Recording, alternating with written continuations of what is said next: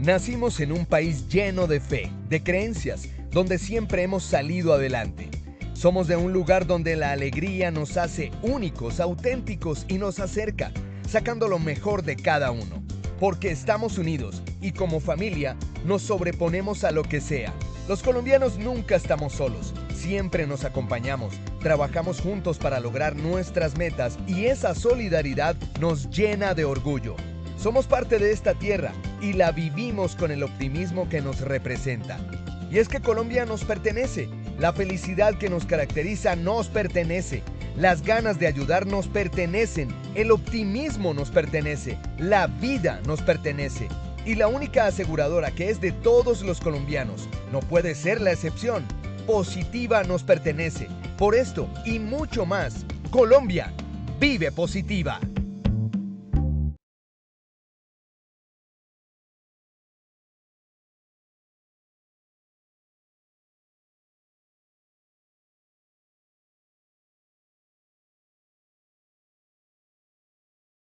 Muy buenos días para todos nuestros asistentes. Soy Lina Garzón y los saludo desde Positiva Compañía de Seguros S.A. Les doy la bienvenida a esta importante acción educativa, Decisiones Económicas que Impactan Positivamente. Antes de iniciar, quiero invitar a la doctora Yelena Campos, gerente de experiencia del cliente de Positiva Compañía de Seguros, para que nos brinde unas palabras de bienvenida. Doctora Yelena, muy buenos días, bienvenida. Muy buenos días, Lina. Es un gusto saludarlos en nombre de Positiva, la aseguradora de todos los colombianos. Agradecemos a quienes nos acompañan en esta sesión de formación en la que buscamos generar conciencia sobre la importancia de las decisiones que se toman en torno al ámbito económico y mucho más en esta época de crisis en la que nos encontramos y de incertidumbre y en medio de tantos riesgos a los cuales estamos expuestos. Es por eso que de verdad queremos que todos aprovechen al máximo esta sesión. Así que bienvenidos, muchas gracias por conectarse y adelante, Lina. Claro que sí, muchas gracias, doctora Yelena, por acompañarnos, por supuesto, el día de hoy en este importante espacio educativo. Ahora quiero invitar y presentarles a nuestro experto del día de hoy, el doctor Ricardo Gaviria Fajardo, economista especialista en gerencia estratégica, máster en gestión y dirección de empresas internacionales. Doctor Ricardo, muy buenos días, bienvenido. Yelena, Lina, muy buenos días. Muy buenos días a todas las personas que se unen a esta conferencia de decisiones económicas que impactan positivamente. Un agradecimiento especial a Positiva por invitarme a apoyar esta jornada de capacitación. Hoy invitamos a todos nuestros asistentes a que hagan parte de una conferencia interactiva.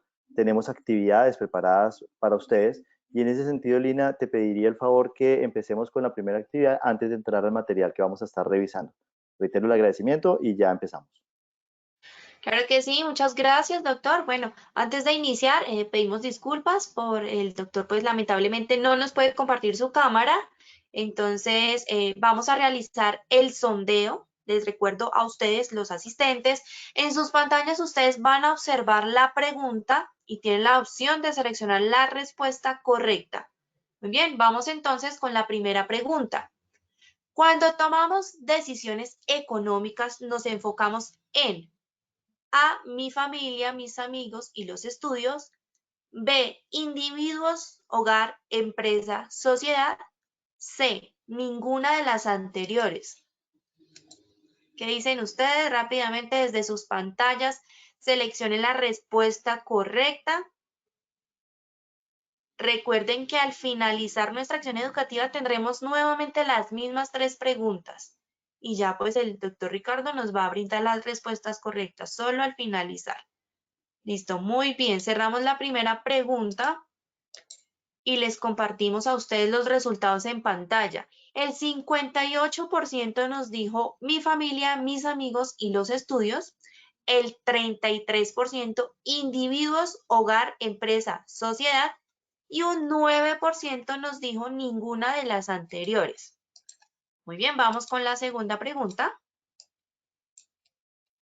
Bueno, la segunda pregunta dice, ¿el defensor del consumidor financiero es A, vocero y mediador entre la entidad y consumidor financiero. B, es el que defiende los derechos humanos. C, todas las anteriores. ¿Qué dicen ustedes? 15 segundos para que contesten, por favor. Seleccionen ahí la respuesta correcta desde sus pantallas. Vamos a ver, muy bien.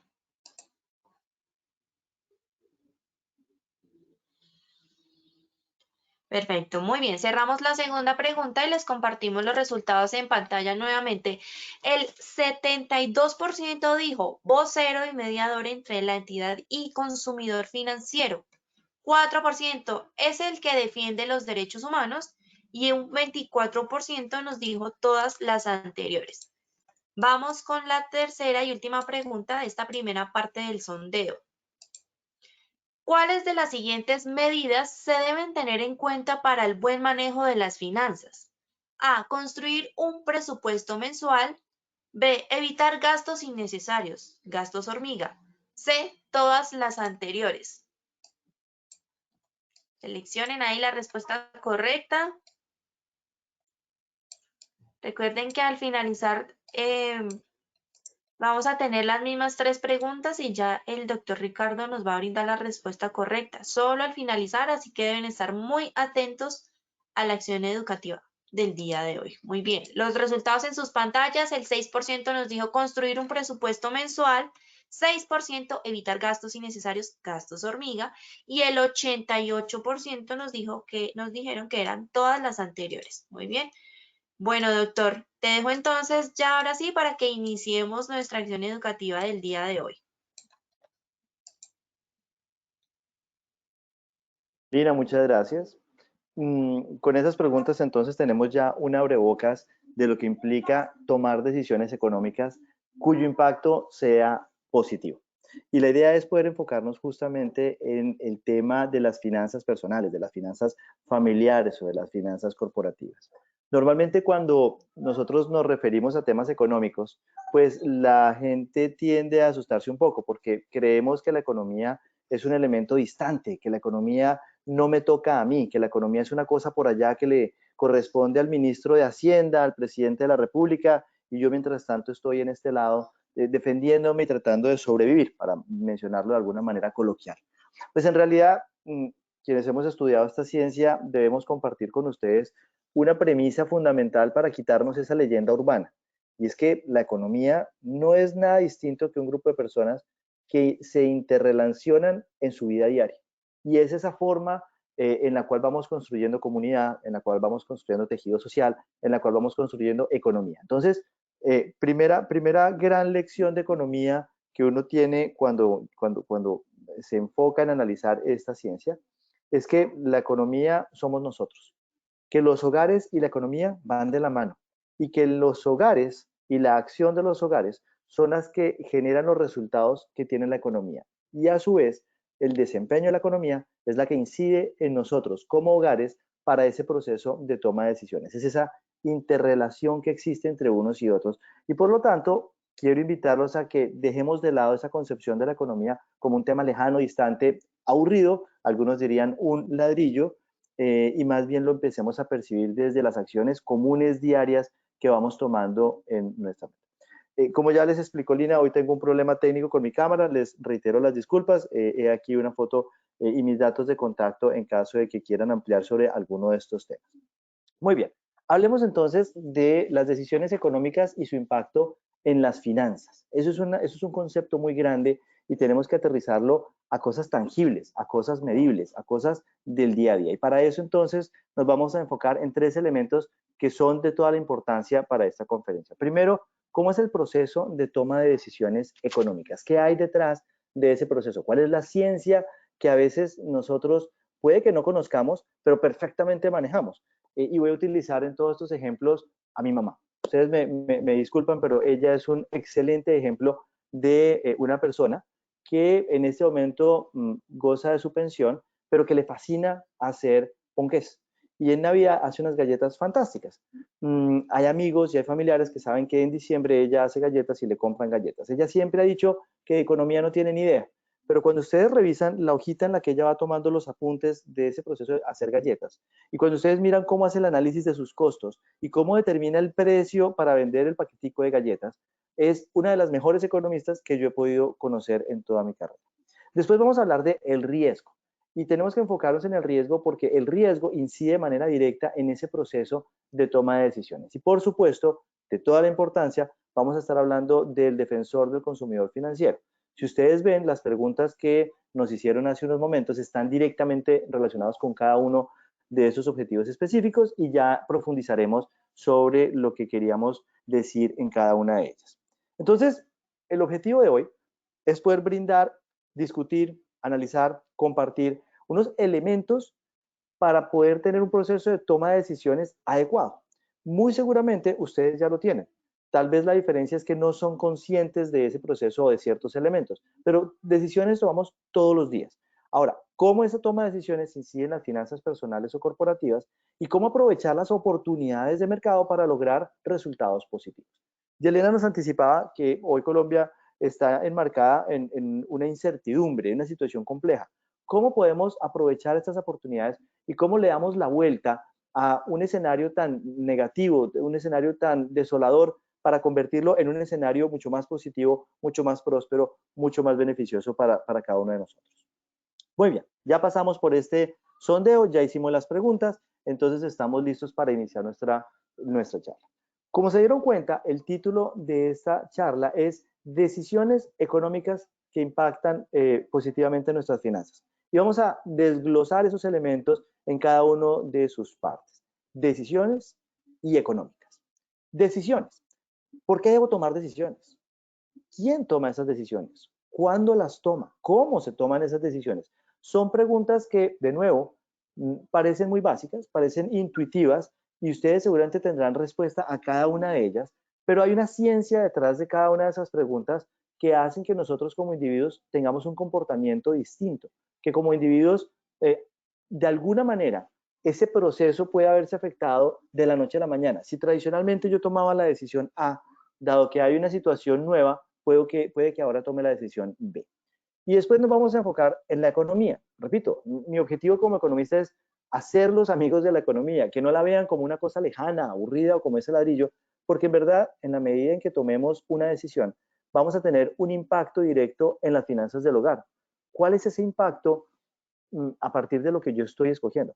¿Cuál es el impacto que mis decisiones tienen sobre otros? ¿Cómo mis acciones pueden afectar positiva o negativamente a otros? Y eso cómo a la larga genera mejores oportunidades o mayores dificultades para la economía como un todo. Y finalmente, el conjunto de esa interrelación entre las personas a partir de las decisiones individuales y colectivas, cómo le generan un impacto a la economía como un todo. Entonces vamos a estudiar el proceso individual para llegar hasta el acumulado y el impacto global en la economía. Empecemos entonces con las decisiones. ¿Por qué debo tomarlas? Bueno, la primera respuesta es porque como seres humanos vivimos en una disyuntiva, tenemos un problema, y es que los recursos que tenemos disponibles son limitados. Es más, podríamos decir que son escasos. Si ustedes se dan cuenta, el día tiene 24 horas y yo quisiera tener 2 o 3 trabajos para aumentar el ingreso familiar. No lo puedo hacer porque tengo 24 horas y debo distribuir esas 24 horas en un conjunto de actividades. Necesito una actividad de descanso, necesito una actividad de familia, necesito una actividad de amigos, necesito un tiempo de trabajo, un tiempo de ocio. Entonces, tengo que estar permanentemente escogiendo de ese tiempo a qué se lo voy a destinar. Cuando nos dicen, oye, es que no pasa suficiente tiempo conmigo, lo que nos están diciendo es que de esa disponibilidad de 24 horas, tal vez le estamos dando mucha más carga a otras actividades, cualquiera que ella sea, deportiva, laboral, de amigos, etcétera, y no a quien te ha dicho esa expresión. El capital también es limitado. La cantidad de dinero con la que disponemos es limitado. ¿Cómo hago el mejor uso de ese dinero? ¿Cómo hago que ese capital me rinda lo máximo posible?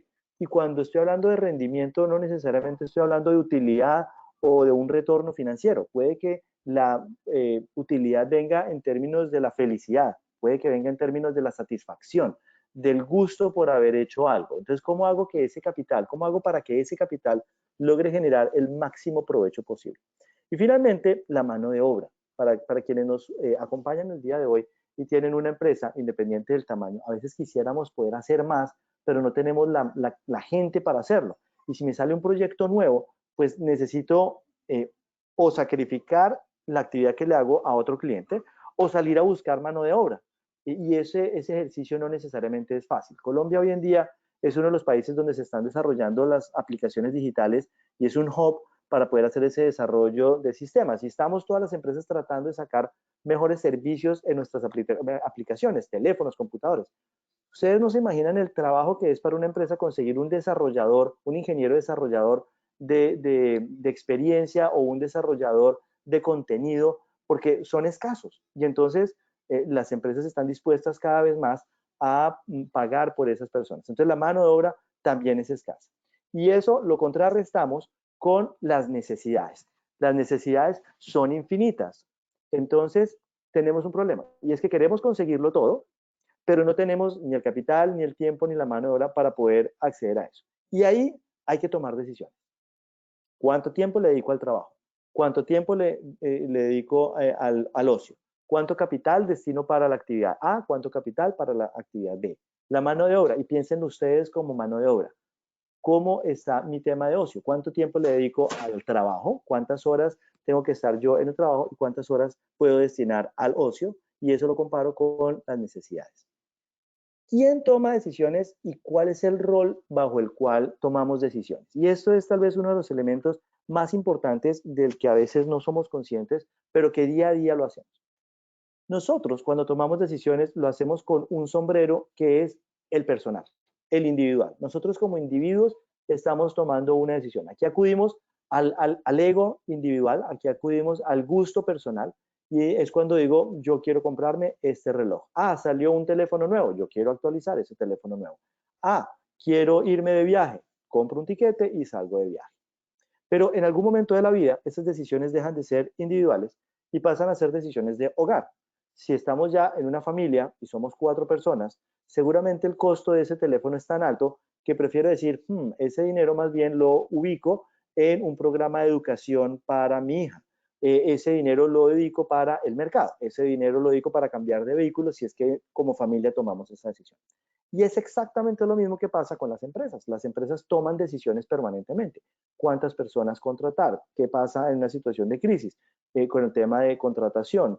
Voy a cambiarme de oficina, quiero ampliar la bodega. Son decisiones que estoy tomando. Y mi sombrero como empresa, las necesidades como empresa son muy distintas de las necesidades como individuo. Finalmente, como sociedad, tomamos decisiones. Ustedes recordarán hace algunos meses que tuvimos algunos desastres naturales. Entonces, como sociedad nos unimos, recogimos una ayuda y se la enviamos a las personas que habían sido afectadas por esos huracanes y por esas situaciones térmicas. Entonces, hay decisiones que responden a la sociedad como un todo. Piensen en este momento qué decisión tomó usted ayer como individuo, qué decisión ha tomado en la última semana o en el último mes como hogar, y si tienen una empresa, cómo es ese proceso de toma de decisión. Y por último, piense como sociedad qué decisiones puede atender. Les voy a poner un ejemplo. Cuando yo conduzco mi vehículo, estoy tomando decisiones que inciden en la sociedad. Si yo decido respetar las normas de tránsito, el tráfico va a ser mucho más amable, mucho más seguro. Si yo soy un conductor, llamémoslo osado, por no utilizar otro calificativo, puedo afectar a otros en la sociedad. ¿Sí? Puedo generar estrés, puedo generar un siniestro de tránsito, etcétera, etcétera. ¿Cómo desde el ámbito laboral mis decisiones inciden en la de otro? Piensen en aquellas personas que trabajan en una empresa petrolera, por ejemplo, y cómo el hecho de que yo como ingeniero no haya hecho la reparación adecuada de una máquina y eso pueda implicar que se afecten otros trabajadores que también participen del mismo trabajo mío, o si esa máquina o en el ducto de petróleo no está bien instalada, cómo el derrame de ese petróleo va a afectar el medio ambiente, el ecosistema, etcétera. ¿Y qué medidas puedo hacer para eso? Entonces, las decisiones que yo tomo tienen impacto para cada uno de esos roles. Tienen impacto como individuo, mi presupuesto personal, como hogar, el presupuesto familiar, como empresa, el presupuesto anual corporativo, como sociedad, impuestos, seguros, cobertura en salud, etcétera, etcétera. ¿Cuándo se toman las decisiones? Pues ustedes lo saben perfectamente. Todos los días tomamos decisiones. Cuando nos levantamos y escogemos el vestido que nos pusimos el día de hoy, cuando escogemos el teléfono que tengo en ese momento a la mano, cuando decido participar de un foro como este en vez de ir a la oficina o hacer otras actividades. En fin, estamos permanentemente tomando decisiones todos los días. ¿Y qué factores pueden influir en esas decisiones? La edad es uno de ellos. Los intereses de una persona de 18 o 20 años no son los mismos que los intereses de una persona de 40 o 50 años.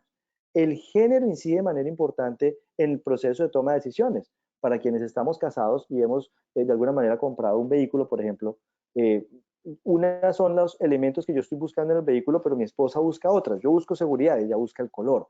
Yo busco la marca, me gusta determinada marca. Ella dice, no, un momento, los cinturones sirven, no sirven, tienen 6 airbags o no, etcétera. Entonces, la perspectiva es distinta. La disponibilidad de los recursos. Ese es un factor fundamental para tomar decisiones. En determinado momento yo quisiera comprarme el iPhone 12, pero pues es que es demasiado costoso y a la larga lo que necesito es un aparato que me permita comunicarme, luego puedo comprar otra marca y tener igual un aparato de excelente calidad. La necesidad. En la medida en que haya una necesidad inmediata, prioritaria, que deba atender algo mucho más rápido, seguramente voy a tomar la decisión mucho más rápido, voy a analizar mis alternativas mucho más rápido que si es una cosa que puede esperar en el tiempo y que puedo aplazar en el tiempo. Y finalmente, el estado de ánimo. Yo no sé si les ha pasado que a veces sale uno con una expectativa de un día y tiene ganas como de un helado y de repente sucede algo que lo pone de mal genio y ya el helado ya se fue al olvido porque pues me cambió el estado de ánimo y entonces no compré el helado. Entonces el punto de venta del helado dejó de facturar un helado porque mi ánimo cambió. No pasaba nada con la publicidad, no pasaba nada con el local, la persona que me atendía era lo más amable del mundo, pero el estado de ánimo mío cambió y por tanto yo he decidido no comprar ese helado. En economía hablamos de decisiones racionales, es decir, todos los sujetos hacemos un análisis y consideramos distintas variables. Si yo les preguntara o les pidiera el favor que pensaran en este momento en cualquier bien o servicio, imagínense uno, cualquiera, y yo les dijera, oye, por eso que acabas de pensar en este momento, te voy a cobrar 5,000 pesos. ¿Ustedes lo comprarían? No sé qué han escogido, no tengo ni idea, pero por 5,000 pesos están dispuestos a comprar ese bien o servicio. Y les voy a cambiar la pregunta. ¿Por ese mismo bien o servicio estarían dispuestos a pagar 1,000,000 de pesos? ¿Por ese bien o servicio estarían dispuestos a pagar 100 millones de pesos? Por ese mismo bien o servicio estarían dispuestos a pagar 1,000,000,000 de pesos. Si se dan cuenta, el bien o servicio no cambió. Lo que cambió es el costo y por tanto ustedes estuvieron haciendo un proceso donde analizaron distintos elementos y consideraron si valía la pena o no. Si habían pensado en una zanahoria, con 5,000 pesos de pronto va y sí y de ahí en adelante no. Si pensaron en una casa, en un apartamento, a 5,000 pesos o hasta 100 millones de pesos, seguramente ustedes mantuvieron su respuesta del sí. En la medida en que haya cambios, entonces yo voy tomando ciertas decisiones. Hay algunos bienes o servicios en que son, digamos, extraños en la medida en que entre más alto el valor, más apetecidos son. Y nos referimos a ciertos elementos coleccionables que, digamos, escapan al proceso normal de toma de decisiones, pero que también están inmersos dentro de ese proceso de toma de decisiones. Lo importante aquí es que las decisiones son racionales y es decir, que estamos considerando diversas variables para poder tomar una decisión. Ya hablamos del estado de ánimo, la misma persona de la misma edad, del mismo género, pero le cambió el estado de ánimo y entonces la decisión es diferente. ¿Y cómo se toman las decisiones? ¿Cuál es ese proceso para poder tomar una decisión? Y aquí hay 4 o 5 reglas de oro que seguimos para tomar esas decisiones. Primero, los individuos enfrentamos disyuntivas. Esto quiere decir que tenemos que escoger. Si tenemos distintas alternativas, no lo podemos comprar todo. Ya lo dijimos al inicio, hay escasez. No tengo el dinero para poder comprarlo todo. Me quiero ir de vacaciones a la playa, pero también me quiero ir de vacaciones a las montañas. Mis vacaciones son 15 días, no tengo más. Y si esos 15 días tengo el dinero suficiente, ok, pero entonces ¿cuántos días para la playa y cuántos días para las montañas? En fin, cuando estamos hablando de esa escogencia, lo difícil no es escoger entre algo que me gusta y algo que no me gusta. Eso es intuitivo, eso es fácil. La dificultad está en poder escoger aquello que me gusta cuando tengo que renunciar a algo que también me gusta. Ambas cosas me gustan. ¿Cuál es con la que me voy a quedar? Un país, por ejemplo, tiene que escoger permanentemente entre eficiencia y equidad, y eso es lo que está viviendo Colombia hoy en día. En eficiencia estamos diciendo cómo le sacamos el máximo provecho a los recursos escasos. ¿Cómo hacemos para que ese dinero que tenemos lo podemos poner a producir de tal forma que le saquemos el máximo provecho? Versus la equidad. ¿Cómo hacemos para distribuir equitativamente los beneficios entre todos los miembros de la sociedad? Entonces, un poco el país y los gobiernos, independiente de la postura política que ustedes tengan y que yo tenga, aquí estamos en el proceso de escoger. ¿Qué vamos a beneficiar? ¿Eficiencia o equidad? No es posible tener las dos. Muy bien. Punto número 2. El costo de una cosa. ¿Cuánto vale algo? Ya lo acabamos de hacer un ejemplo. ¿Cuánto vale la casa? ¿Cuánto vale la zanahoria? ¿Cuánto vale un vehículo? El costo de una cosa es aquello a lo que se renuncia por conseguirlo. Como yo tengo que entregar dinero, tengo que entregar capital, entonces estoy tomando una decisión. Y esa decisión se hace a partir del análisis de la balanza crítica para el proceso de toma de decisiones. Y en esa balanza hay dos cosas. Por un lado están los costos directos e indirectos que implica tomar esa decisión. Y por el otro lado, los beneficios que obtengo al tomar esa decisión. Repito, beneficios no se limita exclusivamente al retorno financiero o monetario. Por beneficio puede ser felicidad.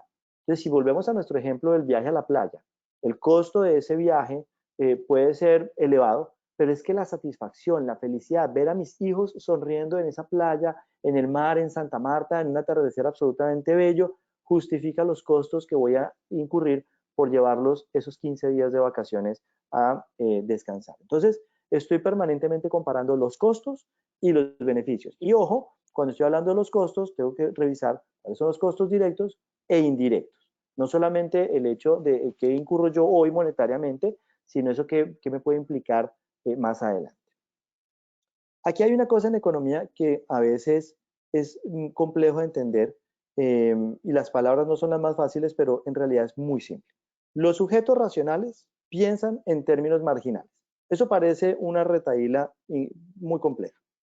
Les acabo de decir que nosotros como individuos tomamos decisiones racionales. Eso quiere decir que analizamos entre las distintas alternativas.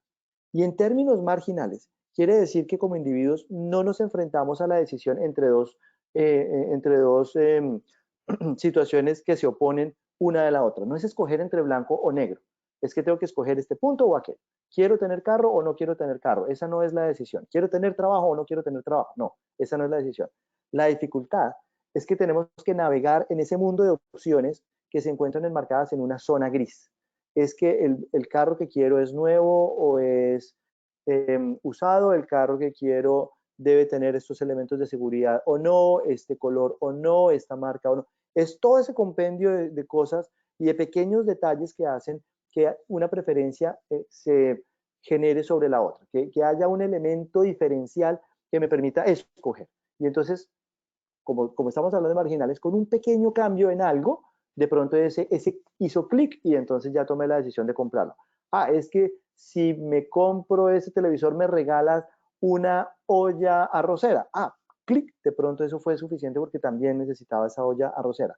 Si me compro el mismo televisor y me dicen y te regalo un pitillo, de pronto el pitillo es un tema que no me mueve la aguja y entonces sigo prefiriendo otra opción. Entonces aquí ya llevamos tres elementos fundamentales para tomar decisiones.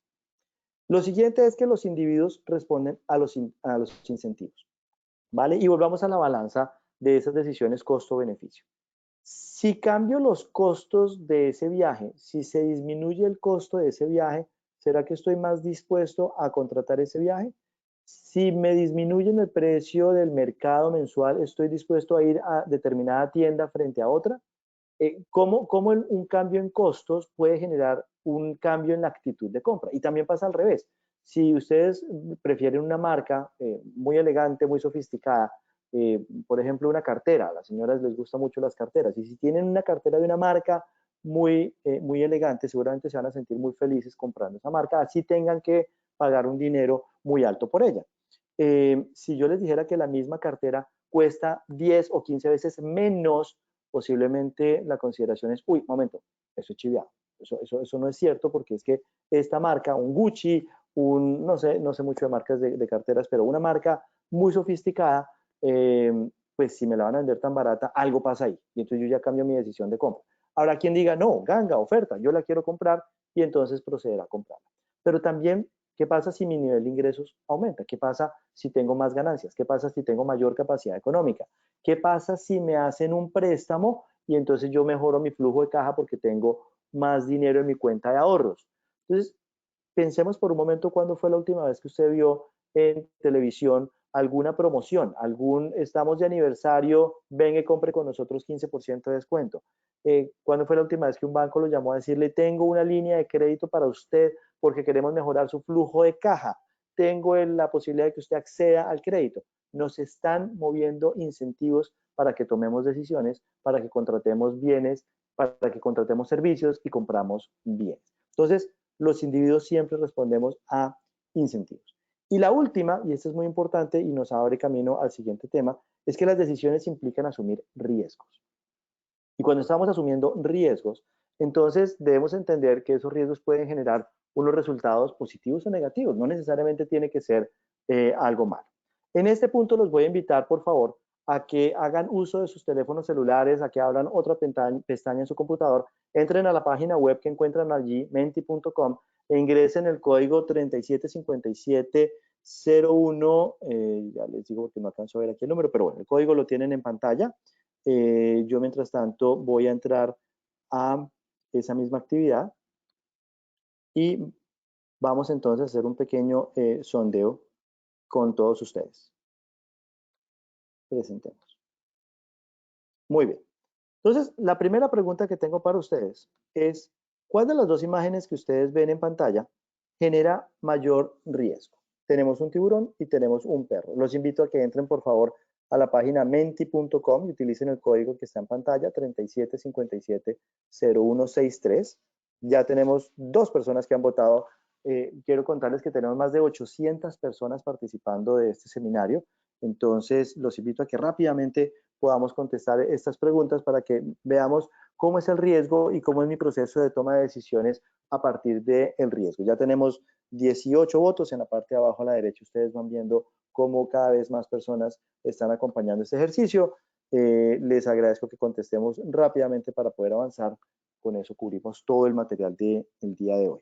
Ya tenemos 46 personas. Repito, ¿cuál de estas 2 imágenes que ustedes ven en pantalla genera mayor riesgo?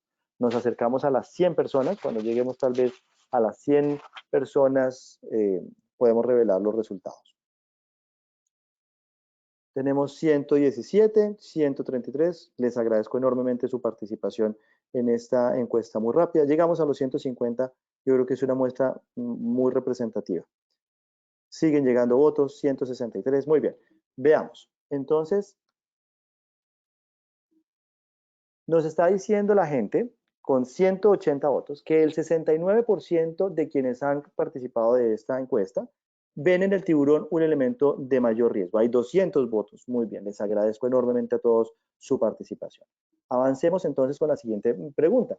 En una escala de 1 a 10, ¿qué tan buen conductor soy yo? Siendo 1 muy malo y 10 muy bueno, ¿cómo me califico yo como conductor? Para quienes tienen una licencia de conducción, ¿qué tan buen conductor es usted? 1 es muy malo, 10 es muy bueno. Mientras tanto, les recuerdo, con más de 200 votos, el 68% de los asistentes consideran que el tiburón es más riesgoso que el perro. Y ahora estamos preguntando en una escala de 1 a 10, ¿qué tan buen conductor soy? Ya llegamos a las 52 personas. Cuando lleguemos al 100, entonces, podemos ver los resultados. Ya estamos allí. Muy bien. La mayoría de las personas se califica con un 8. Ahí tenemos 60 votos, siguen llegando votos, ya tenemos 200 votos. Entonces, acuérdense de esos números, por favor. Estamos alrededor del 8 en esa calificación. Muy bien, somos muy buenos conductores. Avancemos, por favor. Ahora les voy a pedir que califiquen al conductor promedio de Colombia. En una escala de 1 a 10, ¿qué tan bueno es el conductor promedio de Colombia? Lo mismo, 1 muy malo, 10 muy bueno. Ya tenemos 16 votos registrados. ¿Cómo es ese conductor promedio colombiano? Ese motociclista, ese taxista, el bus, ¿cómo es el conductor del vehículo particular, el del camión? ¿Cómo es ese conductor promedio? Ya nos acercamos a los 100 votos.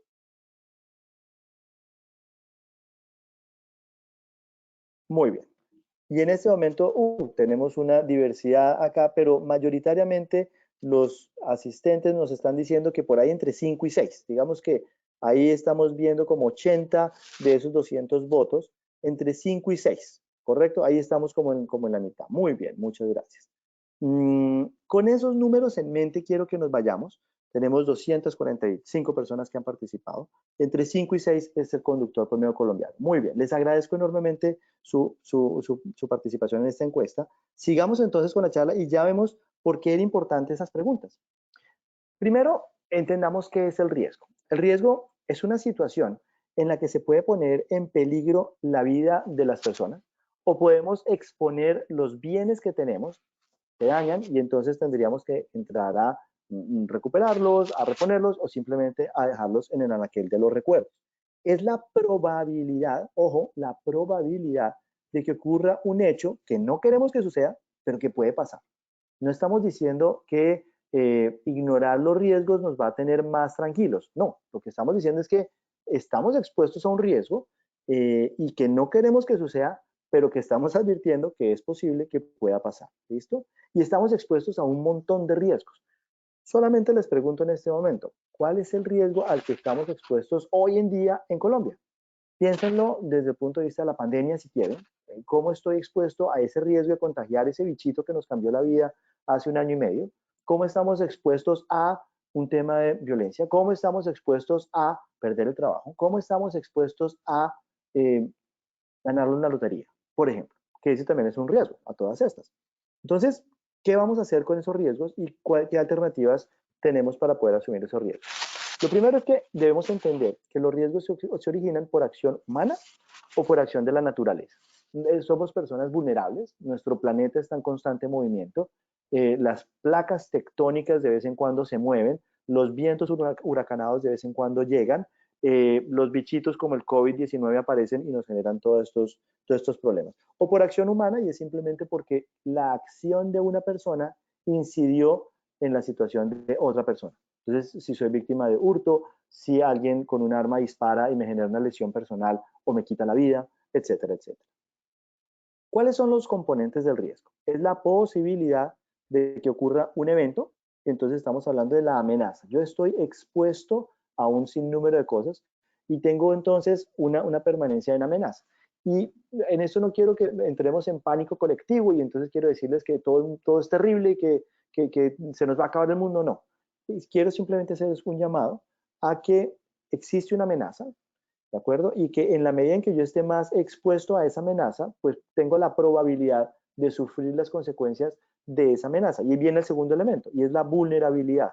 Y es que somos personas vulnerables. Nuestro cuerpo humano es vulnerable. A veces se nos olvida eso y nos creemos Superman. Y entonces, por eso hay personas que deciden tomar licor antes de conducir. Por eso tenemos personas osadas que deciden subir por el risco de una montaña porque les fascina hacer deportes extremos. Eso es asumir un riesgo. La diferencia es cómo me preparo para asumir ese riesgo. ¿Tengo el equipamiento adecuado para subir el riesgo? ¿Tengo las cables, las poleas, el conocimiento, etcétera, etcétera? Eso es de lo que estamos hablando. No se trata de no hacer, no se trata de quedarnos encerrados entre la casa, porque incluso allá también estamos expuestos a ciertos riesgos. ¿Cómo medimos el riesgo? De nuevo, no vamos a ser aquí absolutamente exagerados en que tenemos que hacer una cantidad de cálculos, estudios, análisis previos para todo, absolutamente todo. No, pero sí tenemos que priorizar.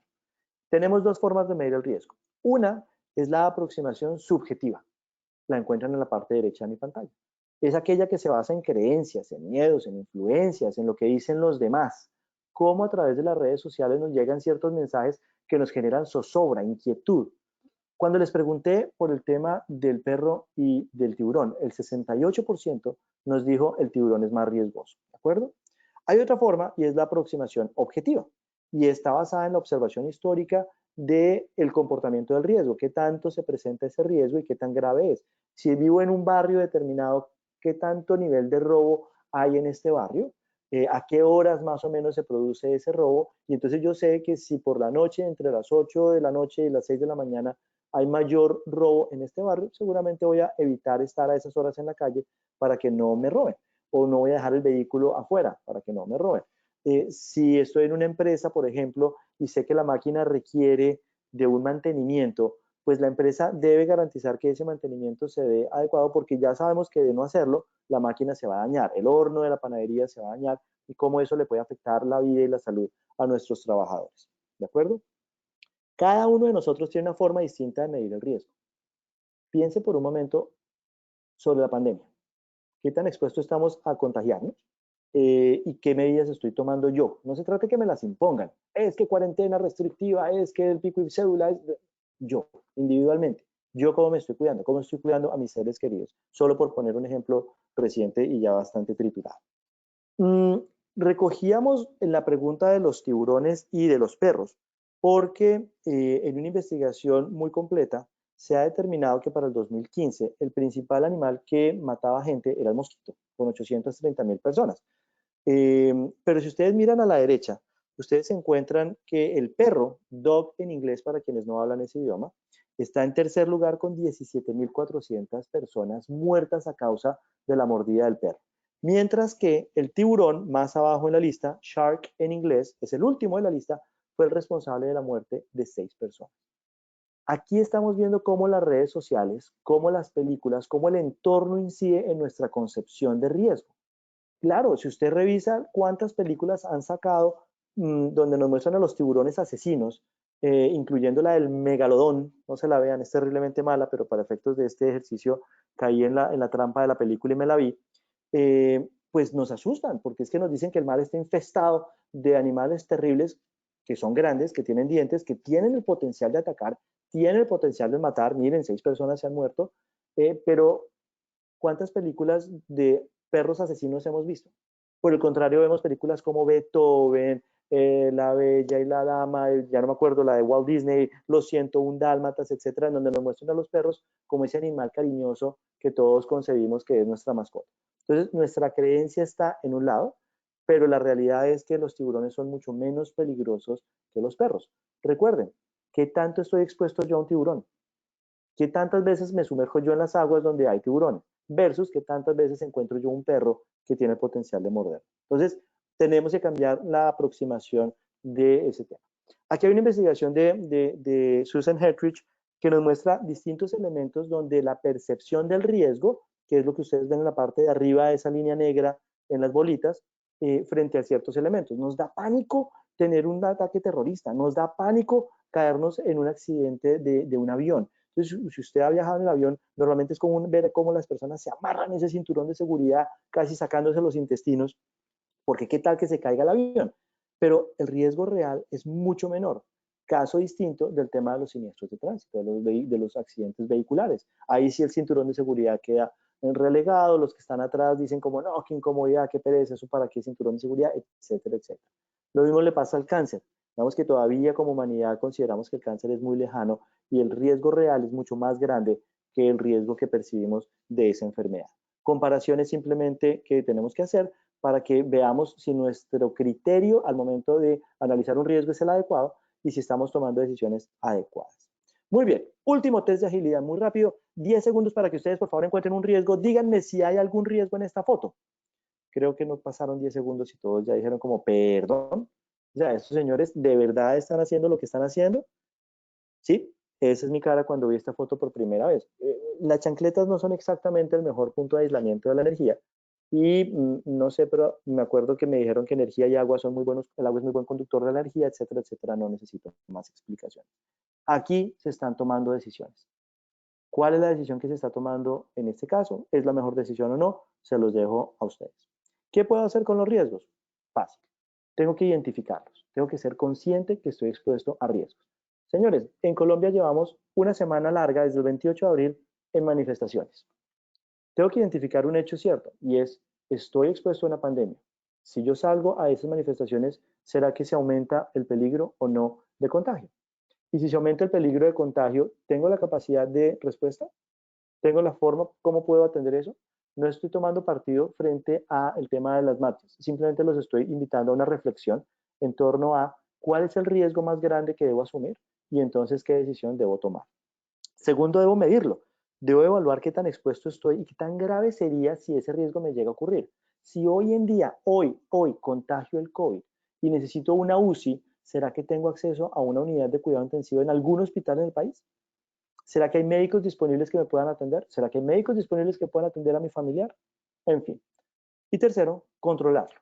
Y para eso debo combinar una estrategia de evitar y mitigar. Y eso quiere decir, puedo asumir el riesgo, puedo decir, sí, perfecto, yo asumo el riesgo, o se lo puedo transferir a otro, y ahí aparecen diversos instrumentos financieros en donde puedo simplemente dar esa transferencia al riesgo.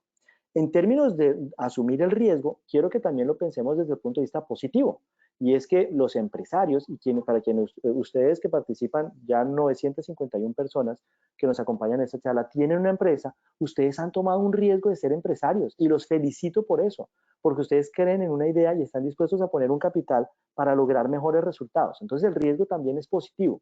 La dificultad está en asumir ese riesgo con responsabilidad. Es decir, debo ser responsable por las acciones que surgen de ese proceso de toma de decisiones. Si yo asumo el riesgo si yo me voy a las manifestaciones y me contagio, pues amigo, no lo culpe a un tercero.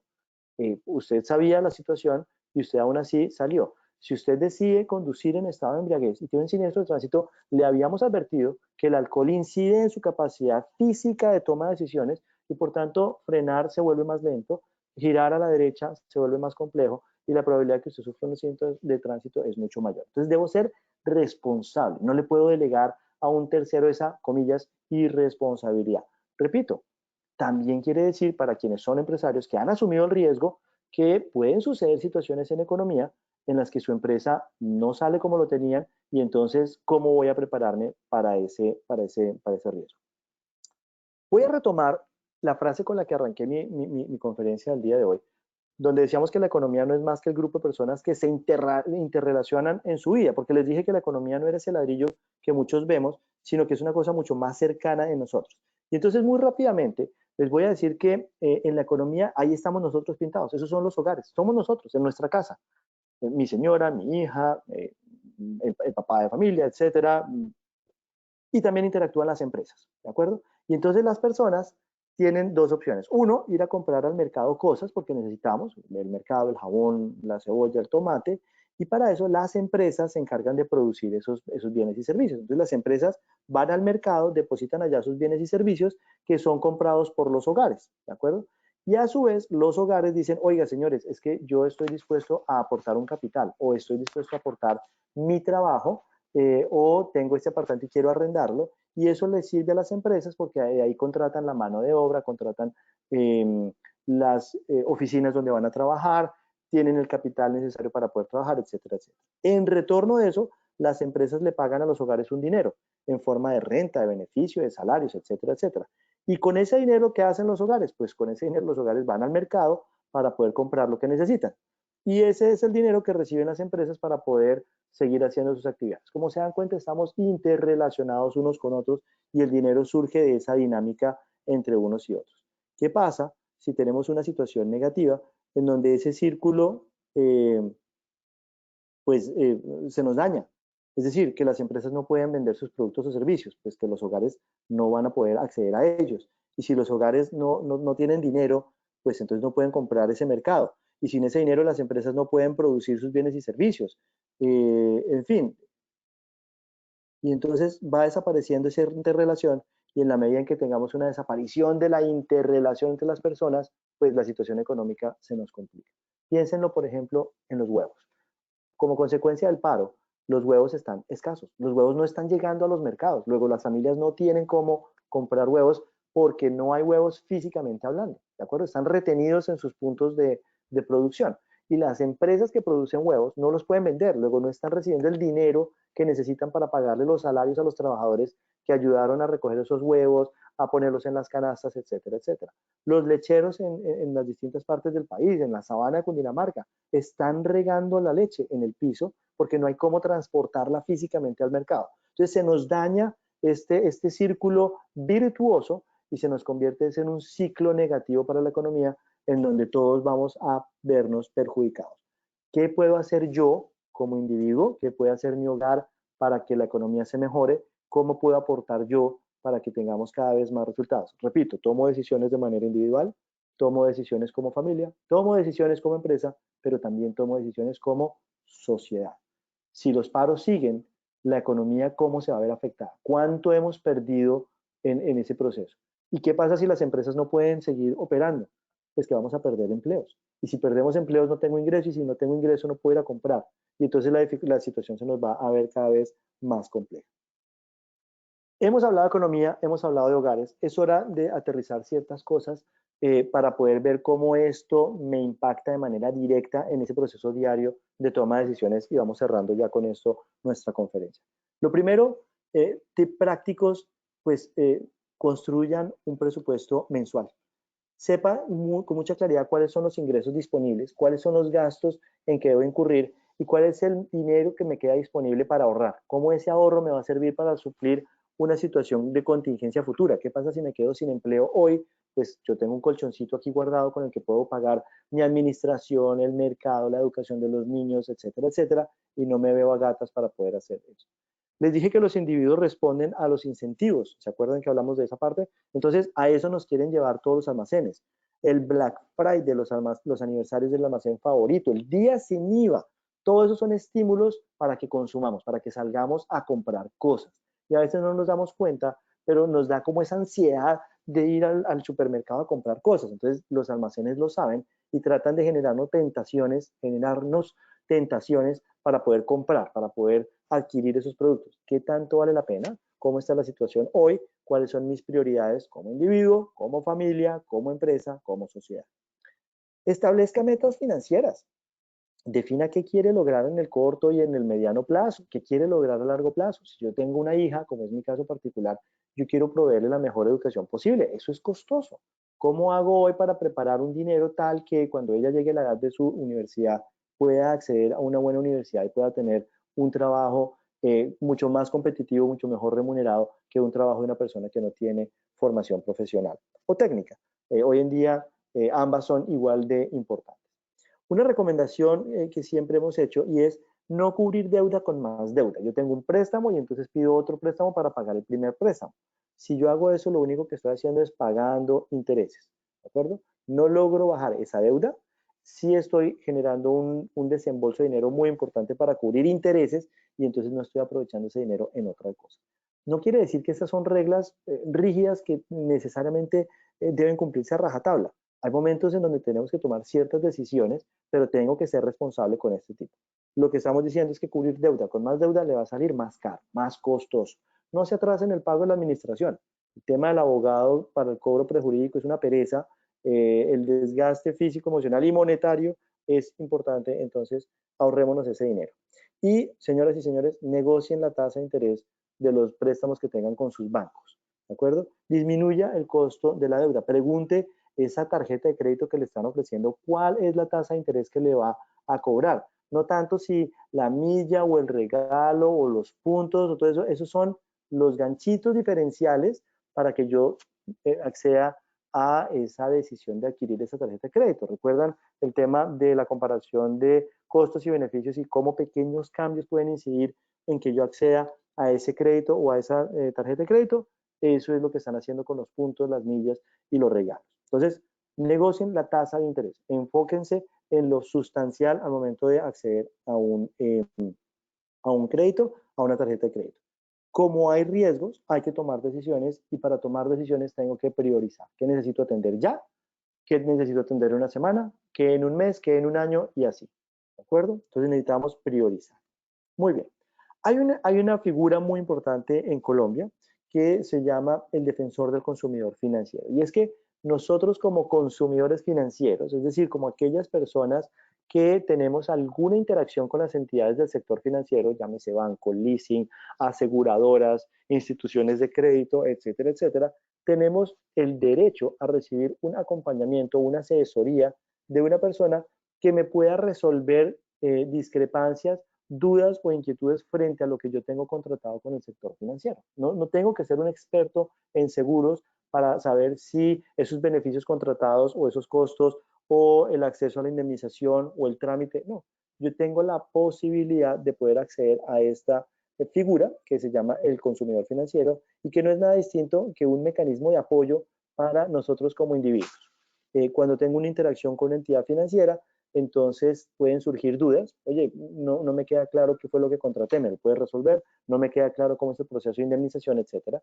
Y en el caso de los seguros, ese consumidor financiero nos puede apoyar para poder resolver dudas que haya en el momento de emitir la póliza, en el momento de contratar el seguro o en el momento de pretender una reclamación de indemnización. O bien, en algunos casos, no estoy de acuerdo con lo que me está diciendo la aseguradora y entonces yo acudo al consumidor financiero a que, como ente neutral, entre a generar, digamos, una solución amigable de ese proceso. Ya lo mencioné, que es un consumidor financiero, es toda persona, cliente, usuario, que tenga alguna interrelación con las entidades vigiladas por la Superintendencia Financiera. Entre ellas, las compañías de seguros, entre ellas, Positiva, compañía de seguros, ¿de acuerdo? Entonces, si usted en algún momento es quien compra el seguro, si usted en algún momento es quien está asegurado con el seguro o es el beneficiario de una indemnización, entonces usted tiene derecho a acceder al consumidor financiero. Les voy a poner un ejemplo. Yo he comprado una póliza de vida para que se genere una indemnización en caso de que fallezca, de tal forma que mi hija tenga la educación que se requiere. En este caso, yo, en mi calidad de tomador, tengo derecho a acceder al consumidor financiero, pero mi hija, aun cuando ella no contrató el seguro, sí es beneficiaria y en ese caso ella también podría acudir al consumidor financiero. ¿Qué debe hacer un consumidor financiero? Pues acudir a la figura del defensor financiero. Simplemente decir, oye, ¿quién es mi defensor del consumidor financiero? Todas las entidades financieras deben publicar quién es esa persona o esa empresa que me puede defender y cuáles son los datos de contacto. En el caso de Positiva Compañía de Seguro, el defensor del consumidor financiero es la doctora Ana María Giraldo Rincón. Estamos compartiendo aquí su correo electrónico, pero toda esta información la encuentran en la página web de Positiva Compañía de Seguros, en la medida en que queremos hacer público, digamos, esto y se puedan resolver dudas, inquietudes que haya en el proceso de la compra de ese seguro. Les mencionaba la importancia del riesgo y cómo poder mitigar ese impacto del riesgo para distintos elementos.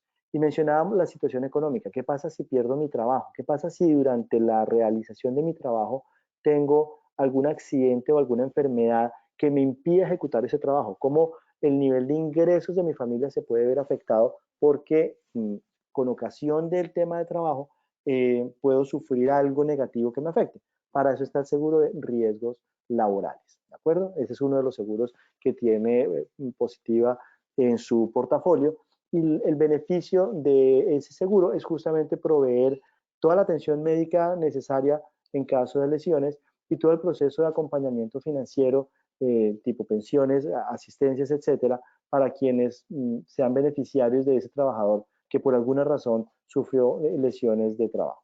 Es importante poder conocer esos beneficios, es importante conocer cuáles son las coberturas que hay contratadas, de tal suerte que nosotros estemos siempre protegidos y podamos atender los riesgos de la mejor manera. Aquí les comparto 3 libros que he revisado para poder hacer esta presentación. Y con esto, Lina, reiterando mi agradecimiento, abramos el espacio para preguntas, dudas o inquietudes que tengan nuestros asistentes, agradeciéndole a los más de 950 personas que en este momento están conectadas en el seminario. Muchas gracias. Claro que sí, doctor, muchas gracias. Bueno, antes de finalizar, vamos a realizar nuestro post-test. Vamos a ver cómo nos va en esta evaluación, ya para finalizar esta acción educativa.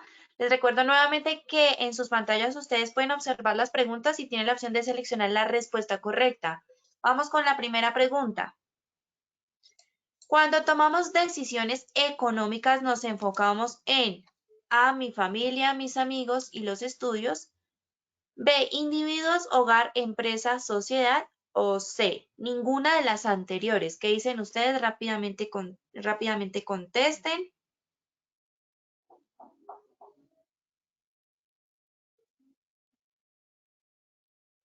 Listo, muy bien, cerramos la primera pregunta. Bueno, y los resultados, el 36% nos dijo mi familia, mis amigos y los estudios, 58% individuos, hogar, empresa, sociedad y el 6% nos dijo ninguna de las anteriores. Entonces, Doc, cuéntanos cómo te parecieron estos resultados en esta segunda parte del sondeo. Tal vez vale la pena, Lina, recordar algo que hablamos durante la charla, y es que si bien siempre estoy pensando en mi familia para tomar esas decisiones, en algunos casos pensamos en los amigos, para algunos los estudios son muy importantes. Lo que queremos recalcar acá es que al tomar decisiones económicas, lo hacemos con el sombrero de individuos, lo hacemos con el sombrero de hogares, de empresas y de sociedad. Si se dan cuenta, cuando yo estoy pensando en hogar, ahí estoy pensando en las decisiones que necesita mi familia. Estoy pensando en los estudios, estoy pensando en las vacaciones, estoy pensando inclusive en los amigos. Oye, quiero verme con mis amigos. Entonces, esa primera opción de mis amigos, mi familia y mis estudios son decisiones que yo tomo como hogar, ¿de acuerdo? Pero hay decisiones, y también pueden ser como individuos, no quiere decir que yo tengo que estar casado para verme con mis amigos, no. Pero tal vez recalcar que los sombreros que yo utilizo para tomar decisiones son 4 y que en la medida en que yo me ponga uno de esos sombreros, las decisiones pueden cambiar frente a las decisiones si me pongo otro sombrero. Ese es tal vez el mensaje fundamental acá. Perfecto, doctor, muchas gracias. Vamos entonces con la segunda pregunta. El defensor del consumidor financiero es A, vocero y mediador entre la entidad y consumidor financiero, B, es el que defiende los derechos humanos o C, todas las anteriores. ¿Qué dicen ustedes? Rápidamente, por favor, contesten.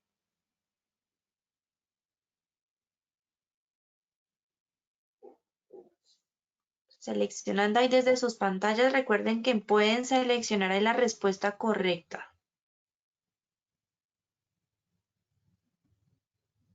Listo, muy bien, cerramos la segunda pregunta y les compartimos los resultados en sus pantallas. El 79% nos dijo vocero y mediador entre la entidad y consumidor financiero, 3% es el que defiende los derechos humanos y el 18% nos dijo todas las anteriores. Entonces, Doc, cuéntanos aquí cuál es la respuesta correcta. Quisiéramos que el defensor del consumidor financiero tuviera un rol mucho más grande. Los derechos humanos son muy importantes, pero está pensado justamente para que atienda las necesidades que los usuarios tengan frente a su relación con las entidades financieras. Y en ese sentido, el rol específico es ser ese vocero, ese intermediador neutro que le ayude a los consumidores financieros, a nosotros como clientes, en la interacción con las entidades financieras, entre ellas las compañías de seguros, para resolver inquietudes. Ahí veo que ya la mayoría lo tiene ubicado, lo cual es una muy buena noticia. Y para quienes desean que tenga un rol mucho más grande, creo que hay otras instancias que pueden resolverse con otros mecanismos. Listo, perfecto, doctor. Vamos entonces ya para finalizar con la tercera y última pregunta. ¿Cuáles de las siguientes medidas se deben tener en cuenta para el buen manejo de las finanzas? A, construir un presupuesto mensual. B, evitar gastos innecesarios, gastos hormiga. O C, todas las anteriores. ¿Qué dicen ustedes rápidamente?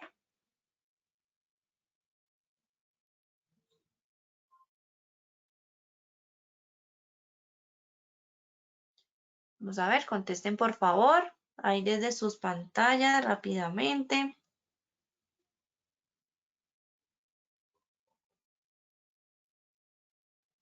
Listo, muy bien, cerramos la tercera y última pregunta, resultados en pantalla. El 9% nos dijo construir un presupuesto mensual, 5% evitar gastos innecesarios, gastos hormiga, y el 86% nos dijo todas las anteriores. Entonces, Do, cuéntanos aquí cuál es la respuesta correcta. La respuesta correcta la tienen todos, porque en realidad tanto la construcción del presupuesto como el racionalizar esos gastos, evitar esos gastos innecesarios, hacen parte de un buen plan para manejar las finanzas. Hay personas que consideran que una es más importante que la otra. Lo importante es que incorporemos las dos decisiones como parte de una estrategia integral para lograr aprovechar de mejor manera los recursos que yo tengo, como ese salario que estoy percibiendo lo aprovecho mejor, incluyendo el componente de ahorro, y cómo a veces no caigo en la tentación de esos gastos innecesarios. Eso no quiere decir que esa chocolatinita que por ahí de vez en cuando nos comemos o el helado al que invitamos a la novia, pues no lo vayan a comprar, porque repito, eso a veces genera mucha más utilidad, mucho más felicidad. Pero creo que la buena noticia es que nuestros asistentes tienen claro que eso es importante para manejar muy bien nuestras finanzas del hogar. Claro que sí. Bueno, lamentablemente ya se nos acabó el tiempo. Doctor Ricardo, muchas gracias por habernos acompañado el día de hoy con este tema tan importante y por supuesto esperamos verte entonces en una próxima ocasión. A todos, muchas gracias por su participación. Les recuerdo que en Posipedia encontrarán las grabaciones de todas nuestras acciones educativas y por supuesto el cronograma para que se inscriban y sigan participando de toda nuestra programación. Los dejamos con el siguiente video. Que tengan un feliz jueves.